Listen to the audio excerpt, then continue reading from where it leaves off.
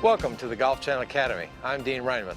Years ago when I was a kid, I was about 16, I slipped and fell on my lower back. So I've had lower back trouble most all of my life, particularly as I got older. And I've had to do some things with my swing to help my lower back. And golf itself is not really known, or hasn't been known, as an injury kind of a sport. Football, soccer, contact kinds of sports, hockey, would be more injury prone. But over the years, I've noticed that more and more golfers are having difficulties in certain areas of their body. One, lower back, which is pretty chronically known. Two, wrist injuries in the tendons, elbow injuries, and some rotator cuff injuries.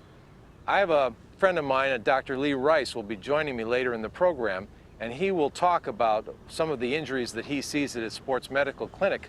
But what I want to talk to you about right now is what are some of the things that we can do to try to help ourselves have a swing that lasts longer and actually is more efficient at producing speed, momentum, and motion to hit better golf shots. So let's take a look at some of the factors that we've encountered in building what we thought was a proper golf swing. When I was younger, one of the things that they talked about was getting into a reverse C position, which was really a curvature from the toe, up the leg, the lower back, and back here.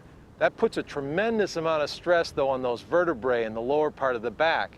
If you can imagine your vertebrae like this, every time you pinch back there, they're going to rock back and forth. And those pads eventually wear down.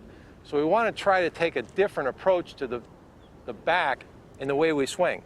If your stance is real wide and you swing, the hardest part is getting your weight to transfer from your right foot to your left foot. As your arms come up like this is what takes the brunt of the strain.